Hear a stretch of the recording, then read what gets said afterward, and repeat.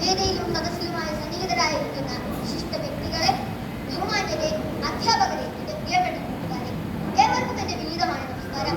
ഇന്ന് ഞാൻ നിങ്ങൾക്ക് മുമ്പിൽ എത്തിയിരിക്കുന്നത് വളരെയധികം സമകാലിക പ്രസക്തി ആർജിക്കുന്ന ഒരു വിഷയത്തെ പറ്റി രണ്ടു വാക്ക് സംസാരിക്കുവാൻ വേണ്ടിയാണ്. അത് മറ്റൊന്നുമല്ല, ശാസ്ത്രാവബോധം വിദ്യാഭ്യാസത്തിൽ. നമുക്ക് ഏവർക്കും അറിയാം, ഇന്ന് നാം ജീവിക്കുന്നത് ആധുനികതയുടെ ഇന്റർനെറ്റിന്റെ ഒരു പുതിയ യുഗത്തിലാണ്.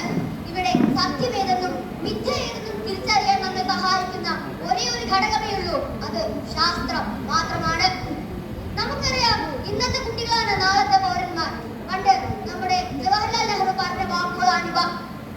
ചെറുപ്രായത്തിൽ തന്നെ നാം കരസ്ഥമാകുന്ന ഈ വിദ്യാഭ്യാസത്തിൽ ശാസ്ത്രത്തിന്റെ പങ്ക് വളരെ വളരെ വലുതാണ്.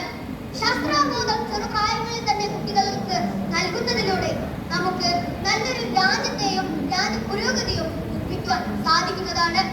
ഇങ്ങനെ ഏതൊരു വിധേനയും നമ്മുടെ രാജ്യത്തിന് സഹായകരമാകുന്ന ഒരു കാര്യമാണ് ശാസ്ത്രാവബോധം. ശാസ്ത്രാവബോധത്തിലൂടെ നാം സൃഷ്ടിക്കുന്നത് നാളെയുടെ ശാസ്ത്രജ്ഞന്മാരെയും അധ്യാപകരെയും ബഹിരാകാശത്ത് പോയി പല പല പഠനങ്ങൾ നടത്തുന്ന കുട്ടികളെയുമാണ്. എന്ന് മാത്രമല്ല, ഇന്ന് നാം ജീവിക്കുന്നത് സ്പർദ്ധയുടെയും മത്സരത്തിന്റെയും ഒരു ലോകത്താണ്. ഈ ലോകത്ത് അറിവ് കിട്ടുന്നവരും വിവരം മുഴുവനും മാത്രമാണ് സ്ഥാനമുള്ളൂ.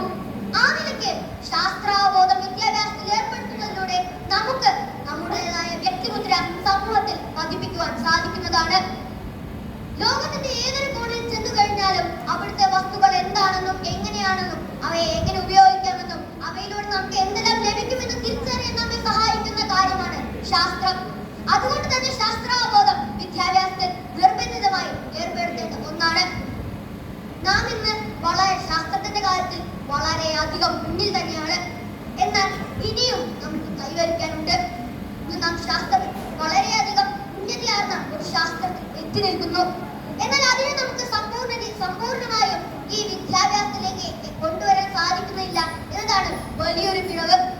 അതെ, ഇന്ന് നമുക്ക് ഏറ്റവും നൂതന സാങ്കേതിക വിദ്യകൾ ഉപയോഗിച്ച് ആധുനിക രീതിയിലുള്ള ശാസ്ത്ര ഉപകരണങ്ങളും ശാസ്ത്ര പര്യവേഷണങ്ങളും നടത്താനുള്ള അവസരം ലഭിച്ചിട്ടുണ്ട്.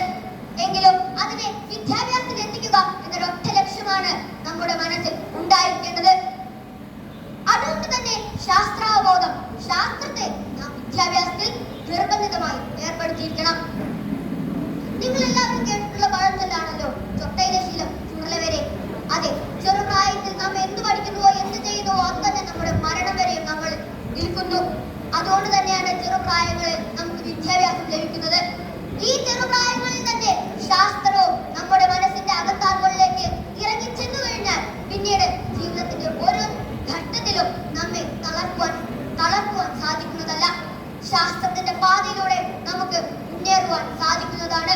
പുതിയ പുതിയ കണ്ടുപിടുത്തങ്ങൾ നടത്തുവാൻ സാധിക്കുന്നതാണ്. അതിലൂടെ തന്റേതായ വ്യക്തിമുദ്ര ലോകത്തിൽ പതിപ്പിക്കുവാൻ സാധിക്കുന്നതാണ്. ഇന്ന് നാം ആദരിക്കുന്ന ശാസ്ത്രത്തിന്റെ മൂർത്തികളായ ഐൻസ്റ്റൈനും ഗലീലിയോയും കോപ്പർനിക്കസുമെല്ലാം വീണ്ടും ജനിക്കും.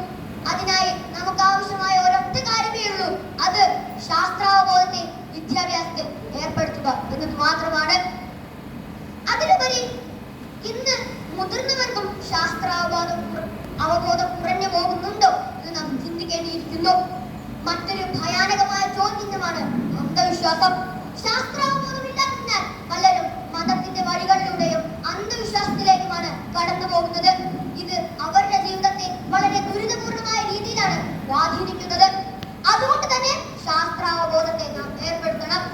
പല രീതിയിലുള്ള ജാതി, മത, വർണ്ണ, വർഗ വിവേചനങ്ങൾക്കെതിരെ പൊരുതുവാനും മനുഷ്യർ ഒന്നാണെന്ന സത്യത്തെ തെളിയിക്കുവാനും നമ്മുടെ സാഹോദര്യത്തെ വീണ്ടും തിരിച്ചെടുക്കുവാൻ വേണ്ടി നമുക്ക് ശാസ്ത്രം അത്യാവശ്യമാണ്.